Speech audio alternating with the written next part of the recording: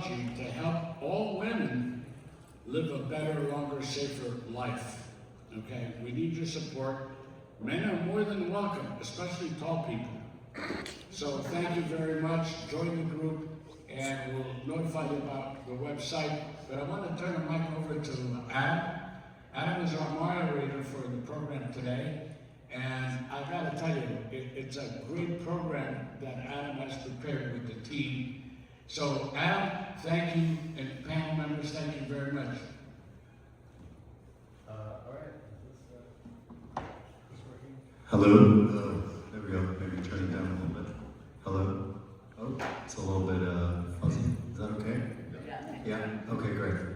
So, super. I am very excited to be here, and I'd like to make some very quick introductions and then jump right in, try to get as much value as we can out of these 45 minutes. Just for context, we'll have the first 30 minutes for a panel discussion and so forth, and then 15 minutes or so for questions. Introducing myself very briefly, I'm a serial entrepreneur. I built and sold a bunch of companies in tech, software, apps, mostly direct to consumer. In the last several years, I turned my attention to longevity, invested as an angel in about 20 companies, and started Vitalism, which is a movement to really increase attention to solve the problem of aging through science. We run Vitals Bay, which is one of the largest longevity conferences in the world in Berkeley, California. We did it this year, and we're going to do it next year as well. You can check it out at vitalsbay.com. Next, Ronald Razmi, and now an investor, but previously also a founder and a physician, who has recently published, last year, the book AI Doctor, covering everything in the AI and medicine rollout space. And next we have Alina Su, who is the co-founder of Generation Lab, which is innovating on analyzing biological age and novel therapeutics for longevity.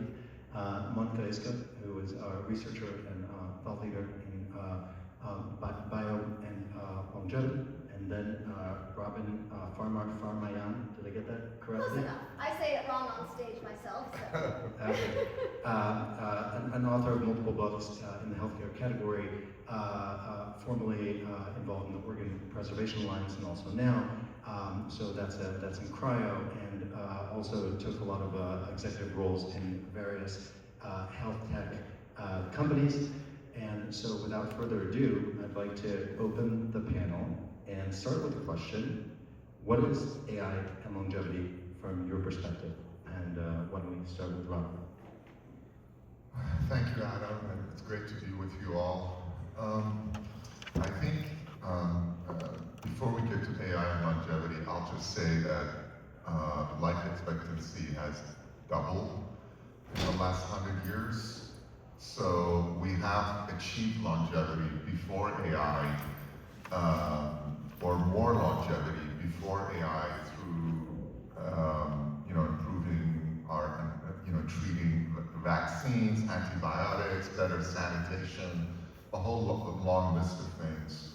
And the promise of AI is, as a research tool, it'll allow us to analyze more data, understand patterns, understand how the human body works, how our brains work, and through that understanding, help us also design new interventions that can extend life beyond where it is now.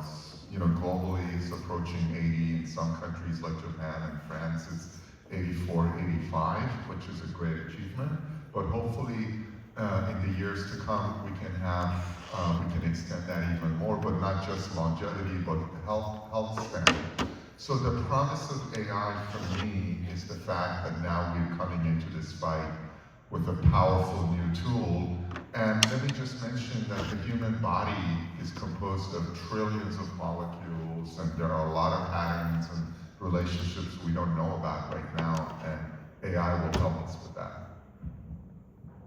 Yeah, I totally agree with what utilizing AI in longevity is, and one core difference is that we're not trying to live forever right here. Whenever people are talking about longevity, people are trying to live forever, but no, we're talking about extending health span first. health span versus lifespan is a very different thing. And without health span extension, lifespan extension will not be existing. And for us, we are a spin out after 2 decades of research based in UC Berkeley Convoy Lab, where we discovered aging is reversible by exchanging blood. Even back then, people thought it's the young blood that's able to be reversing biological age. But we discovered that it's actually removal of the chronic inflammation. So we are seeing, with the data aggregation that we're having more than 2 decades, we're having more and more understanding based on AI that what is the causation versus correlation? What are some of the confounding factors versus what we know is actually true? And AI is utilizing all the data that we have accumulated in a longitudinal way to actually see what is the causal effect of aging that's happening. So now we are seeing DNA damage, biological noise, the standard deviation of the epigenetic expression, organ-based biological age, that women is aging differently than men. Even founders are aging faster than normal people does, similar to doctors are aging faster than normal population because of our lifestyle, our health, and also our stress. So that's what we are utilizing AI as a tool to understand the huge amount of data that we have accumulated in the healthcare system and in a personalized way. So there's 3 trends that we are seeing according to AI plus longevity that's happening as the standard right now, as we are recently backed by Excel as a top investment firm and also Samsung, that these guys are entering into healthcare system, longevity system. We are seeing one is definitely prevention versus reactive medicine, preventive versus reactive. Second is it's more personalized, which means people are wanting to control their health instead of purely based on their doctor. And now we are seeing doctors are being a unskippable moment because your users trust you, your patients trust you, and your patients are trusting you to do the analysis for them. But AI is able to be helping you to scale your skill even more to helping more people 24/7. And the third one is patients are paying out of the pocket instead of just purely relying on insurance. So that's when we're seeing a lot of these concierge medicines or even IVF clinic, aesthetic clinic, they're getting into longevity systems because they're seeing there's a need that people want to vote with their money and wallets without insurance coverage. Thank you. Let's go to Monica. Yeah, such amazing points by the 2 other panelists. So I'll talk a little bit more of kind of the separation between and then combine it together. You know, what is longevity and then how can then AI be leveraged, which has already been talked about. But longevity, when I think of longevity, I'm thinking a lot about the hallmarks of aging, right? What is actually occurring at the cellular level and at the multicellular organismal level as we age. And we're talking about hallmarks such as telomere length reduction over time. We're talking about inflammation going up, reactive oxygen species going up. We're talking about changes in epigenetics, the way that our genes are expressed.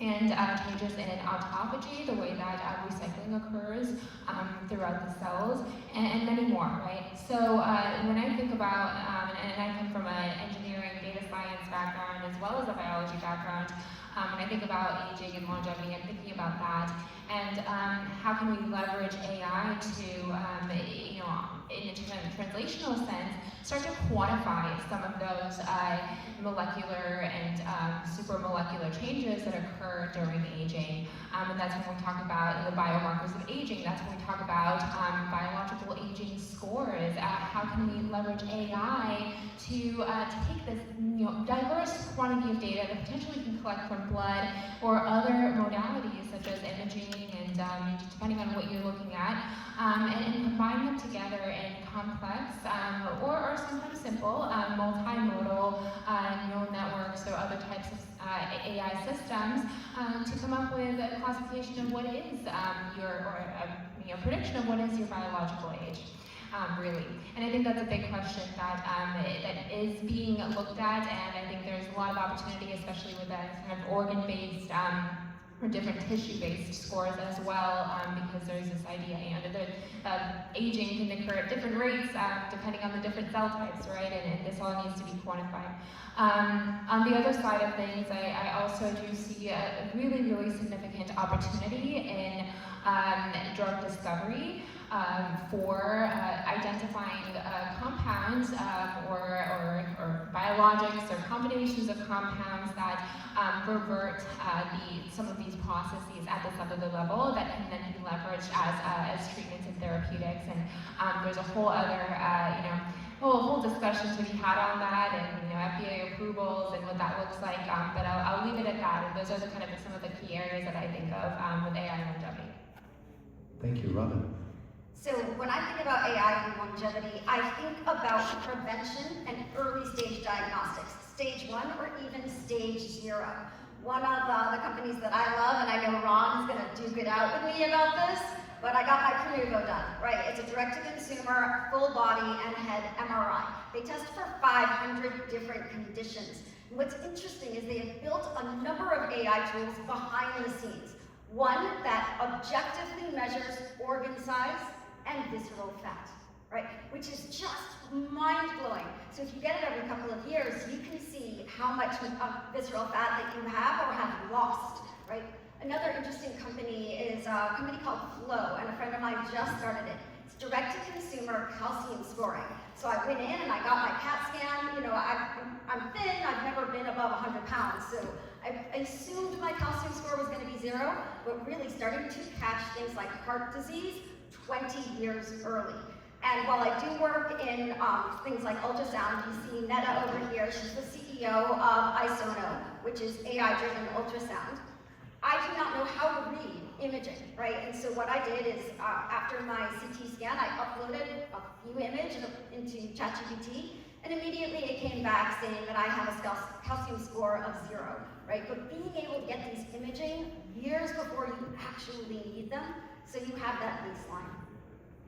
Awesome. So I'll just add briefly from my end, I wouldn't break it down. I always say there's a tale of two longevities, the longevity of the here now and the longevity of the future. The here now is really the prevention that I feel a lot of people on the panel were speaking to. How do we take data that already exists, analyze it, integrate it, and get recommendations from it? It's kind of like a health pyramid, right? First you need the data, then you know what to do, and then you need to actually execute on the thing you want to do. We all deal with that, whether it's patients or practitioners.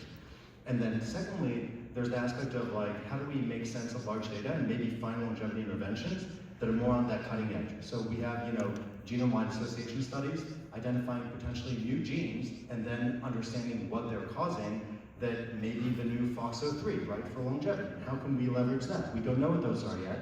Lilly and Novo said this year that they consider GLP-1s longevity drugs. So is the next drug going to be discovered in this way, leveraging AI in some way? I think it's very plausible in the next 5 to 10 years, and that's going to make a radical difference, especially for these large pharmas that need to make more money because their IRR before GLP-1s was negative. So they need drugs that more people can use and that are highly profitable, and that fits very well with longevity. Okay, moving on, I want to ask about data reliability and what you see today and how that's impacting patients and clinicians. There are terms like biological age that get thrown around and other terms. What do you think about the data that's out there? What's useful, what's not? Anybody want to start with that? Who here heard about biological age? So most of us. Have you guys seen a YouTube video? A doctor was doing biological age tests 2 times within 1 day, and he is seeing at least 20 years of the difference. Yeah? So that, as a research group, we were tackling around that, and we discovered that, why is that the case? If you're actually able to be detecting biological age as what you're saying, how is it possible that you're having 20 years of the difference just within a day, with same exact person, same exact test, in 1 single day? And what we found out is that what they claim as biological age is using a model called elastic net, linear regression. It's a mathematical model assuming that you're growing 1 gray hair per day. So you're 41, 42, 43, it's linear. Yes, that makes sense mathematically. But biologically, we're not growing 1 gray hair per day. So that was what we found out as the last generation biological age clock. They're not assuming mathematical is similar as biological way. So we have to train the entire system, push it all over and then train it all over again, starting from 25 years old to 85 years old. for healthy Asian population without disease, using 500,000 of the data sets to see what exactly is happening around the aging. And you guys probably heard about the news that aging is not linear. It starts from 25 years old, there's acceleration entering to a plateau, there's another acceleration in mid-40, and then another acceleration in mid-50. So this is based on what our study published on the cover of Aging, that we discovered that, yes, it's not linear. Then how do you quantify it? Because how your brain is aging is very different than your reproductive system, than your respiratory, than your liver, than your muscle. So now we have quantified in a very specific way that each different organ is aging in a different way.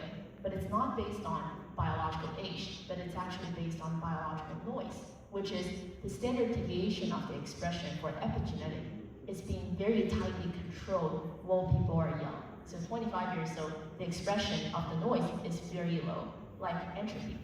But as we are growing older, this epigenetic expression noise is growing higher and higher, which means there's more randomness in your expression. When I'm telling you A, your gene is starting to be expressing B, which is not ideal. So this is what we have found, that underlying cause of the aging is called biological noise, which is very similar to entropy that's breaking down into our body. And this is recalling into the data that we are talking about, as Adam is mentioning. There's a lot of causation versus correlation compounding factor in longevity industry, but we really need to hone back into what is underlying cause of biology that's actually happening. So that's what we are building as Generation Lab and launches System Age, now trusted by more than 300 different clinics all over 11 countries. I'll say a couple of words on this because I think a lot of this research going on is great and someday it's going to be paying off big. The one principle, a couple of things to keep in mind is the reason we've made so much progress in longevity and improving cardiovascular disease treatment. When I was an intern at the Mayo Clinic, hairy cell leukemia was nearly almost entirely fatal within a few months. People came to Mayo for an experimental treatment that extended their lives by a few months. Today, hairy cell leukemia is cured 95% in the first round of chemotherapy. That's real progress. We've made that progress through having high standards, making sure therapies prove their efficacy in well-controlled, well-designed trials, controlled arms, and so forth. We haven't just said stuff that this works and then run out and started commercializing things, which is a trend we're seeing nowadays. The things that you're hearing about are promising, but a lot of them may not pan out. Those therapies being developed need to go through multi-center large trials to show that they're extending life. That assessing your biological age may actually translate into interventions that will extend your health span, but it's not a guarantee. We may become amazing at assessing biological age, but that may not mean much in terms of extending health span.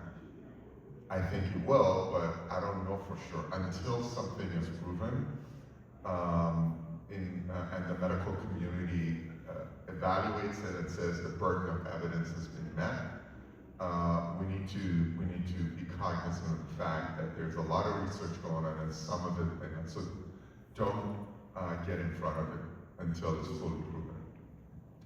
Robin, Monica, do you have thoughts to add? No. You can try that. Is it on? Yeah, so when I think of data reliability in general, I'm thinking from the perspective of a data scientist that has done a lot of data cleaning and has dealt with a lot of very poor quality, very messy, not only electronic health records data, but also biological, genomic, metabolomic, and other data. And this is general when dealing with healthcare data for different applications in healthcare overall, but also applies to longevity, applies to wearables data and blood data that we use for biological age scores and finding biomarkers, right? Data quality is just such a huge problem. It takes over 80% of the time of a data scientist that is working in machine learning to actually make sure that you remove the missing data, right?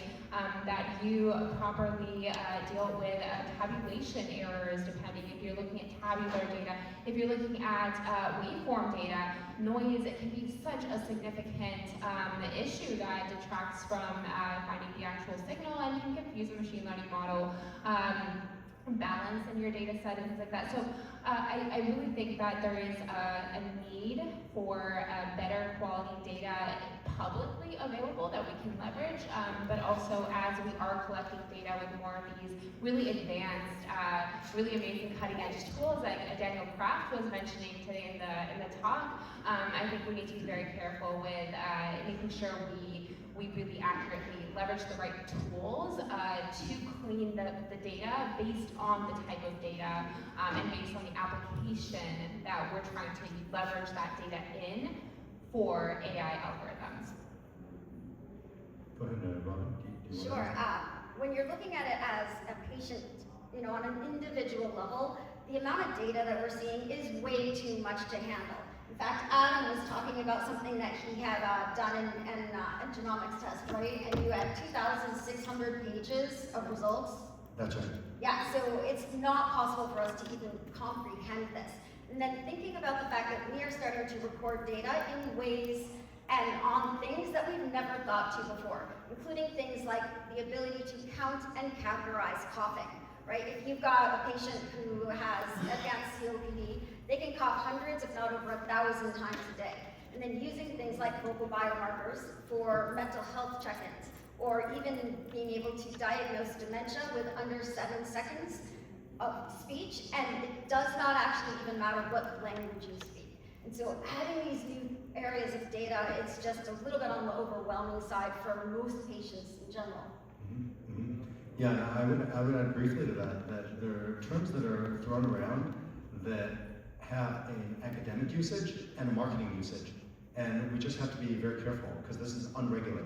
So people say, hey, this is biological age. Well, what does that exactly mean? Or this will lower your biological age.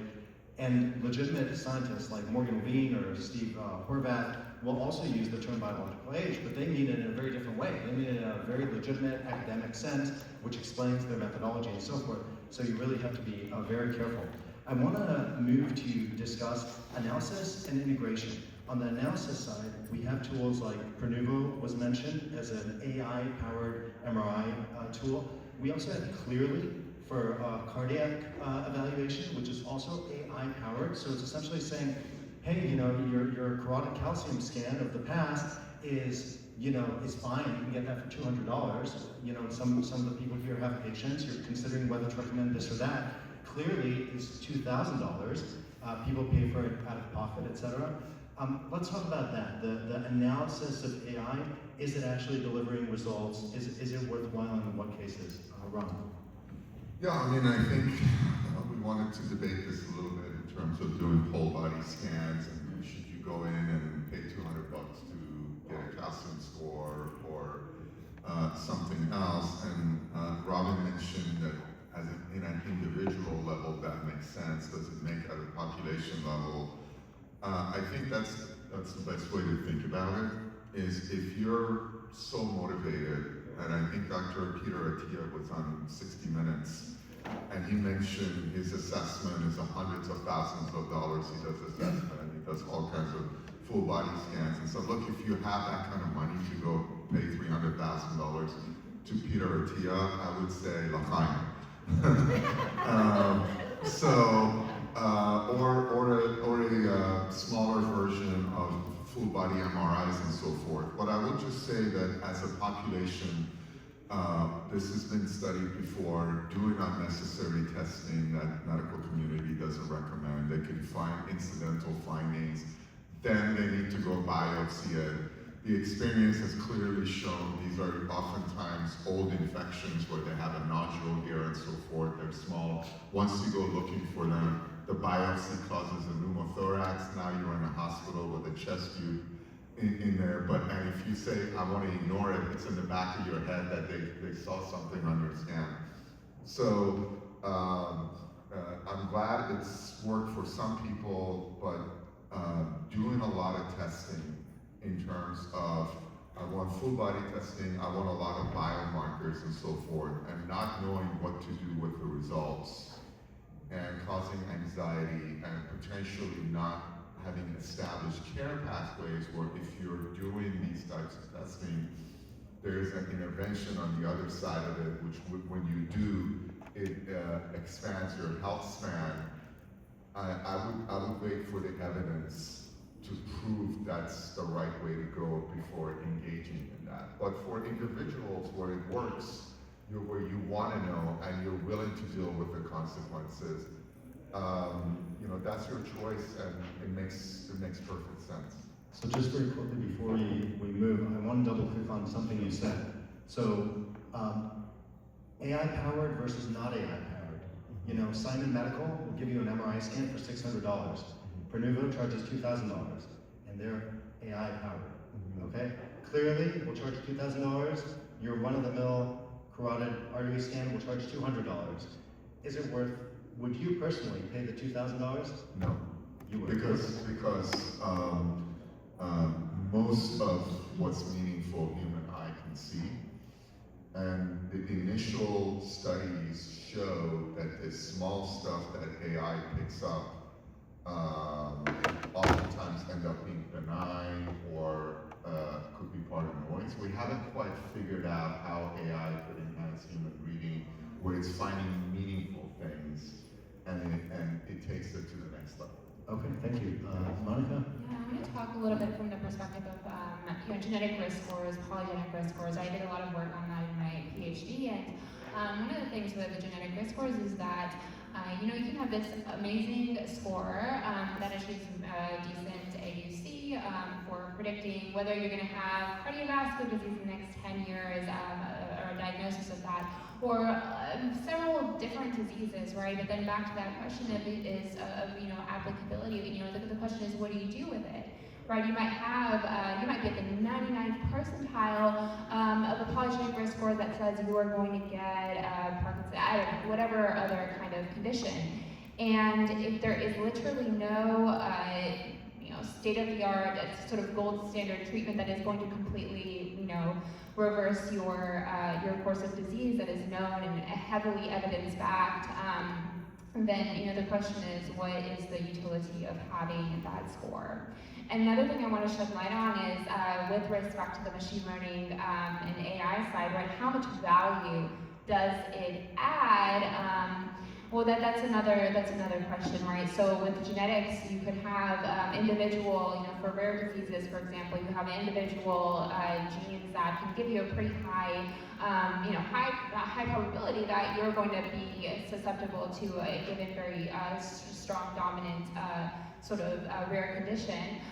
But with polygenic risk scores, which sometimes they leverage sometimes simpler, sometimes more complex models, AI-based or logistic regression-based models, you might get a risk of 99th percentile that you're going to get this condition. But actually, when you look at the positive predictive value, the 99th percentile might mean that you're in a pool where only 10% of the individuals with that same percentile score actually get the condition, right? So I think that's another kind of area to be aware of, where AI doesn't always give you that sort of optimal certainty or the best results.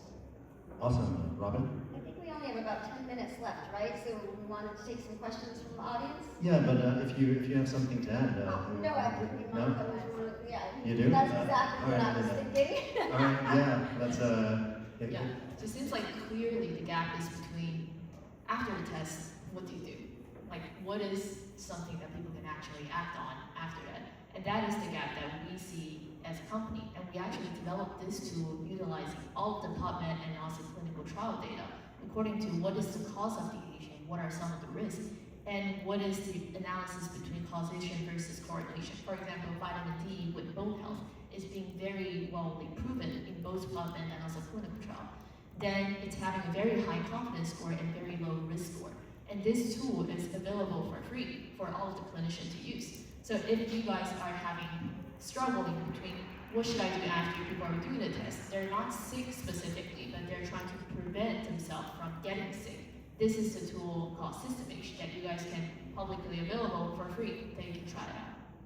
Awesome. Let's open it up to a few questions.